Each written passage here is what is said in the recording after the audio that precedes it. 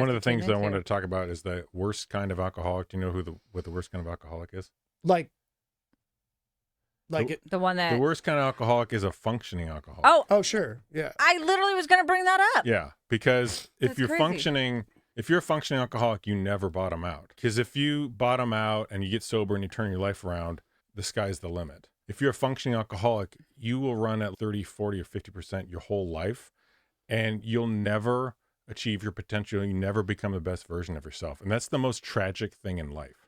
Absolutely. That's so wild. I don't know if we talked about that, but I was literally thinking about that. But I've also had a lot of conversations with people who are saying they're trying to moderate. And I said, moderation is, oh my gosh, I can't even imagine living in the chaos of moderation, especially as an alcoholic. Yeah. All you're thinking about the whole time is, okay, I'm not going to drink Monday through Thursday. I'll drink on the weekends. Okay, blah, blah, blah. I'm going to try to not overdo it, all that stuff. It's actually easier to just abstain. That's a clue that you're a functioning alcoholic, right? If you say, I'm moderating. Well, or not. I don't even know about that. I think if you just say I get up and I go to work, Right. that's functioning. That's functioning. Well, I mean, okay, so not to be the weird guy here, but like, You are. let's That's cool. thought Welcome to the experiment. club. Right. Yeah, exactly. Can we have a little thought experiment? Like, how about people that are in recovery, Yeah. but acting alcoholically Yeah. constantly in old behaviors? What does that look like? Well, I mean, I would think that that's burning bridges, doing Oh, people yeah. wrong, not showing up to your side, not taking ownership of who you are, not doing anything to remain spiritually fit, mentally fit in your body. Now, I've heard the term you're abstaining, but you're not sober. Would you say that? Well, and I'm actually a huge proponent of that. I've said it for years. Just abstinence doesn't mean sobriety. Well, and Totally I agree with would that. I wouldn't say abstinence doesn't mean sobriety. I would say it doesn't equate to recovery. Yeah. There you go. Like, Yeah. I think That's a good way to that put it. is the right word, right? And there's another thing that happens in meetings where you get somebody, I don't know if you guys have ever experienced this, I've seen it a bunch of times, but somebody comes in and they're like sharing, or they share and they're like, relapse is part of my story.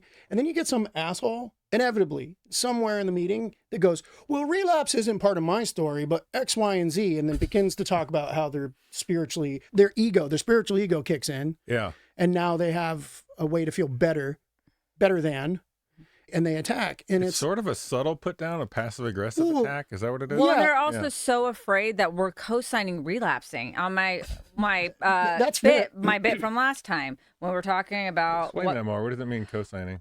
well, relapsing? just because I've relapsed, Yeah. and just because I'm talking about why I relapsed or the signs of relapse, that was one of my. Yeah, I'm not selling things. it I'm here. not selling it, but it is a part. That's a good point. And I have Yeah. tons of comments. Oh, don't say you can relapse or something because they may not make it back. Yeah. Yeah, I get that, but I'm also not going to shun the person that's relapsed. I'm not going to not tell my story to give people hope Yeah. that it may be coming back Right, off I'm a not. relapse. I'm not going to diminish my authenticity to help save someone I don't even know in that way. Like some nebulous thing, right? Like that could happen this one time. I also don't right. I also don't hedge every time I walk across the street, or like there's not a qualifier for everything I do. And if there was, what's the point of life? You're Right. misunderstanding the point of her sharing, basically. Right, exactly. Like, oh, I'm not allowed to talk about this because this guy might down the road relapse. Right. But Cute, you get these relapses in part of my story, and it's like, okay, but under what we're You're talking supposed to about, scream no crosstalk at that point. right? It's like you're an alcoholic. You Which take is 'em actually out- my question, you because talk- everyone thinks you are. Greg, are you or are you not an I'm alcoholic? a normie, guys. You are a But normie. my wife is an alcoholic. She's been in the program for almost a decade. So is I've that. been to Al-Anon. So you're a cousin. I'm a cousin. Yeah. I am regretfully a very bad Al-Anon member. So, Most Al-Anon members are very bad Yeah. Al-Anon members But- by definition, right? So right. Yeah. I probably could seriously benefit from going to Al-Anon like a lot more. I did Al-Anon. Yeah. How was it? I think I was really self-obsessed at the time and just talking a lot about Perfect how for sad Al-Anon. everything was. Yeah. That wait, I I'm- had to deal with life. I want your opinion on this. What is the difference between in the tone of an Al-Anon meeting versus an AA meeting? Yeah, we talked about that last time. Well, I'm not. Look, But no one else had gone to both.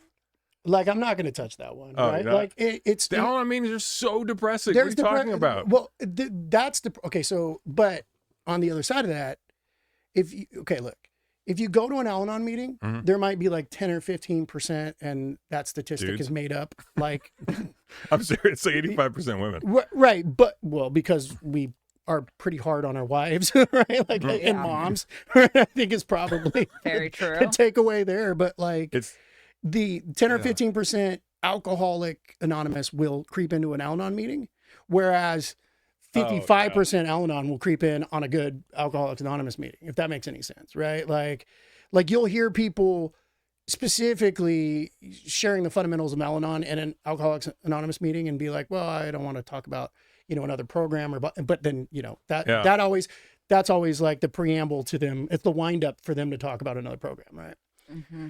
But the whole, like, I didn't relapse thing, or I haven't relapsed, technically, by definition, you can relapse daily into alcoholic behavior. Yeah. It's an unfit spiritual condition that we're talking about, supposedly, right? It's not breaking abstinence necessarily.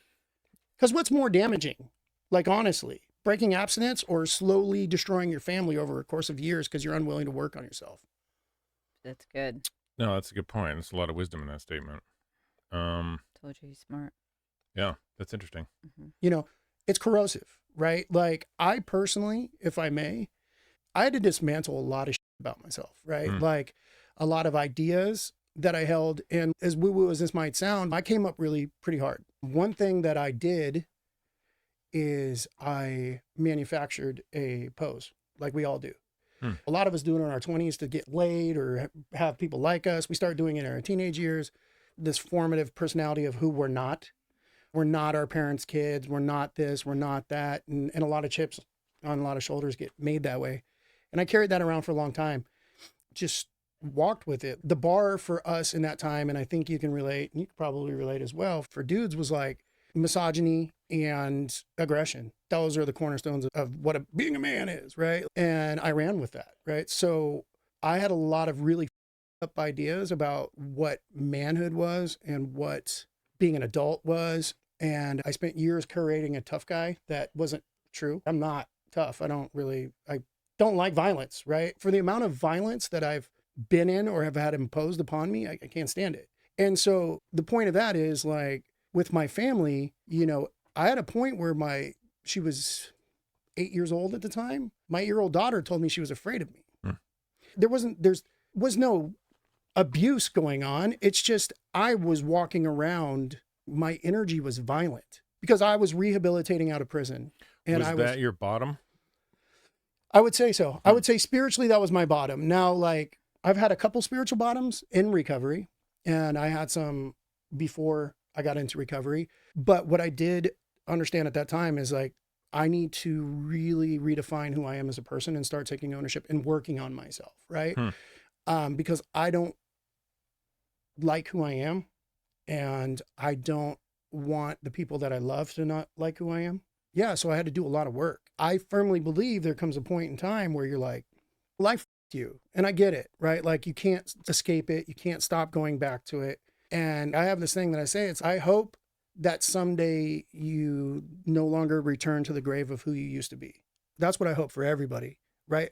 I hope that we can allow what happened to us or what we went through or what we did to not ruin us as human beings. Now that doesn't mean that I'm not against identifying traumas that have happened to you or naming them or calling them out, but I would hope that people find a place of forgiveness towards those people. And I think that for the things that you've done wrong, that there needs to be radical personal responsibility and accountability for those things.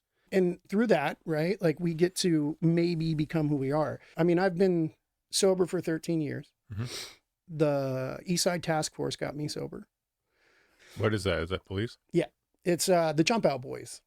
I don't know what that is. So there is, no, it's fine. I get it. I mean, like, but there are some viewers that'll get a chuckle out of that. Oh, okay. Sure, right? Yeah.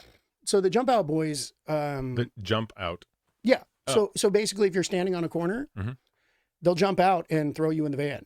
Oh, And just like the movies. Arrest your ass. Yeah, you're done. You're cooked, right? Like, Except you're not getting kidnapped. Because you got a warrant or something? Yeah. Oh, Usually okay. when they get you, they're coming. They've been. You're like, that's the thing. It's a matter of time. Do they still do that? Because I feel like now they just don't do any policing. Maybe on the east side they do. I have no idea. Oh. And the Eastside Task Force isn't just for the East Side.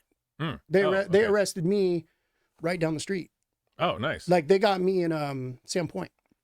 Okay, cool. That's where I grew up, by the way. Oh, nice. Yeah. So there's a part, that's a story for another time, but Yeah. like, Low income housing right there. yeah. That park with low income housing, yeah. it was at that park. Yeah. Like, That's they great. got me too. Like, I'll tell you what, this dude hit me and I thought I was going to, like, I honestly, So you're in the old barracks, basically? yeah. Hey guys, Tanya Barrans here with Beyond the Sale podcast. A few of you have been asking where I do my recording, and I just have to give a big shout out to Third Wheel Podcast Studios in Seattle, Washington. Because we've been recording a lot, they actually gave me a promo code for you guys to use for the next few months, Tanya26, and it will get you 15% off any of your recording time. So again, Third Wheel Podcast Studios in Seattle. Thanks, guys. But no drama. Like, just the truth here. Like, I honestly, there's been a bunch of times, like I've been shot. I've gone through a lot, right? Yeah. Missing half my arm from being shot, this Jeez. crazy shit, right? I really genuinely felt like I was going to get murdered that day or killed or whatever, however you want to put it. Right. Right. Like, Yeah. I'm not trying to, but like, there's this weird thing that happens when there's guns drawn. It's like apes. They're like working themselves up in a frenzy, right? Like, I'm on the ground and a dude's got his foot on my head. Right. And they're like, ooh, ooh, ooh. You know, they're like working themselves up, like getting more and more violent. Yeah. And you're like, what the fuck? You know what I mean? Like, I'm dead. Like, this is it. Yeah. But at that point, it would have been relief. Oh, geez. Wow. Like, I had been in an apartment half an hour before they got me, and there was this guy, and he's dead now. He got killed. But this guy, he came to the apartment, and he was like, hey, man, so-and-so's out to get you. They're gunning for you. Like, I just saw them. They got guns on them. They're coming to get you. I was like, tell them where I'm at, right? And it wasn't some tough guy shit. Like, I wish I could tell you, I had collapsed internally. I was at the end of my spiral. I didn't really care. I just wanted to stop because I'd been using against my will for years. Right. And I mean, like a hostage situation, like an abusive relationship, right? Like, it was the only thing that I had left. First off, I love that line, using against my will. And I think we should dive into that a little bit, because a lot of the comments too that we get are from family or people that aren't even family. They've just been hurt by people that keep going back out. And we've talked about, again, the alcoholic gene, the addiction gene, and different things like that. And whether or not it's a choice, and it's okay, well, the first drink, first drug's a choice. After that, it's not. It's not. You It's know, not, and like, so I wish I could tell you that I Yeah, agree. we talk about a lot of that, but what's going through your mind at that time in your life where you're like, I'm using without, like, it's you're like what you just said on the thing, like, are you trying to quit, or are you just like, there's no other option for me? Yeah, like, or like at what point? So you get What drug were you on, if you don't mind me asking? speed. I was doing a lot of meth. Yeah. And I had been, honestly, like, the first time, I have kind of a weird story, right? So like, this 13 years in recovery is the first time that I've actually worked a program and dedicated myself to being sober. And it was the first time that I've ever come to grips with the fact that I can't eat donuts successfully. I can't do anything that changes the way I feel successfully. I've tried. Like, I just, you know, it's new year, new me, right? I cut every January 1, I just start cutting. It's back to chicken and rice. And it goes that way until September. I like to say October, but it's always September, right? And then as soon as I have some sugar, oh, buddy, it's on. Like, it doesn't matter. It's like, no. Like, give me all of the sugar. Yeah. And I'll get 20, 30 pounds in like a month. Jeez. Right. Like, and I like to stay in shape. Right. But like, I'll be on the phone and just breathing. I sound like the Notorious B.I.G. Right. Like, my wife's like, you walking up a hill? I'm like, I'm sitting at my desk. So Sure. relatable. Yeah. But, you know, so it's like, once that kicks over for me, what I was saying was like, I started young. I had nowhere to go. Are you from Seattle? Yes. I moved here in 1986. I was 8 years old. My parents had actually lived in Washington. My dad was a engineer for Procter & Gamble. So they had moved out to the middle of the state. His family's from Tennessee. But when they broke up, 8 years old, I moved out here. I lived with my mom. Her mom lived in Oak Harbor. Oh, okay. And so I moved there. Shit was bad at the house. I split and I ran away a lot. And I spent a lot of my teenage years here in Seattle and all up and down the I-5 corridor, just basically living outside, living where I could, flopping where I could, doing a bunch of drugs. I'd started doing drugs when I was 14, right? Really, like I'd smoked This is some the weed. 90s. Yeah, totally. I'd smoked some Gritty weed Seattle. and ate some acid. So I spent years getting sober, it up, getting high again, it up. Had a couple kids as a teenager. And then I got into working in nightclubs and making music, and I had a pretty good run at that. And I won't get into that. But like my life wasn't always super falling apart. What ended up happening was I ended up being part of a police sting, and I was on the run for 3 years. And they finally caught me, and I burned it down, right? Like I had caught a bunch of other charges and all kinds of shit. But when I landed, I was like, I don't want to use anymore. Like I said, I was using against my will. Yeah. I hadn't wanted to use in a long time. And I didn't know what it meant at the time, but I knew that I actually wanted to be a man and stand up and do what I needed to do as a human being. Sure. Right. And so that was day one, square one. And I've kept progressing since. Right. And 13 years. Congratulations. thanks, man. And it's to go to like dovetail into what you're saying. It's revolutionary, right? Like I think a lot of people don't believe in themselves enough if they're addicts and alcoholics. We foundationally should listen to people in recovery, and not just because I'm in recovery, but like I feel like sometimes that opinion is like secondhand to a lot of people, or tarnished or ugly. But I would much rather listen to somebody who's drugged their morals through the mud, compromised themselves on a soul level, and had to restart and rebuild and become an actual human, than somebody who doesn't even know if they own their morals. They're superior, but they don't even know who the they are. Like you're not battle tested, right? Where's your dog, in this race, right? Like, and that's not to minimize everybody, right? And say like we're some kind of superhuman category, but it's like, we are. I've seen some pretty superhuman things. Me personally, I would take 5 solid alcoholics in recovery over 20 people any day on any task.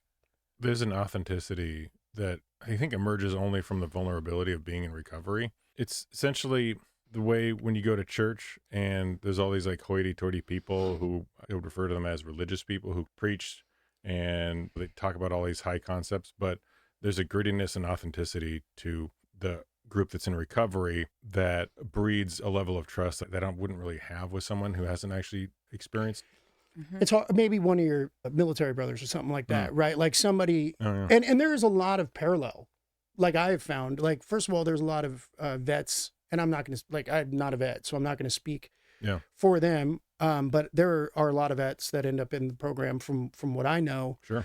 And there is, from my view, there's a lot of intersectionality between the two lifestyles. And it's probably our ability to manage stressful, traumatic situations. Yes. CPTSD or PTSD is horrible. But I can tell you that I can walk down a problem for 6 months where most people would rattle apart. Yeah. Yeah. Absolutely. Like I've had huge looming problems in my career that couldn't be unpacked in a day, couldn't be unpacked in 2 weeks. And it was like the only choice was to be steady. And was I miserable? Yeah. And maybe this is me being high-minded or patting myself on the back, but I think a lot of people would have just rattled apart, like I can't, right? Because we've had guns in our face and we've had weird fucking situations. You're dealing with weird animals. Like as humans, we're dealing with apes in trench coats. You know what I mean? Like we're trying to figure it out, right? But like now you put something that allows somebody, because I don't believe that, here's a take. I don't believe that drugs change you. I believe they lower your inhibitions to allow you to be the piece of shit you can truly be. Right? Like, and I mean that, right? Like 100%. And I also, it's funny because the both end of that is like, people are like, well, do you think people change? And like, oh, my son changed so much. I don't think you change. Like, I think you get sober, strip away a bunch of bullshit, have to strip away a bunch of traumas. You have to work on yourself. You have to work on, everybody on this planet has to work on teaching themselves things they've been taught that are no longer suited to the times, or were no longer suited, period, ever. Yeah. Right. And you don't change as much as you work to become the person that you truly were before all the shit got in the way. Because like I have this thing about core values that I work with my sponsees, and it's kind of like just this weird side thing we do.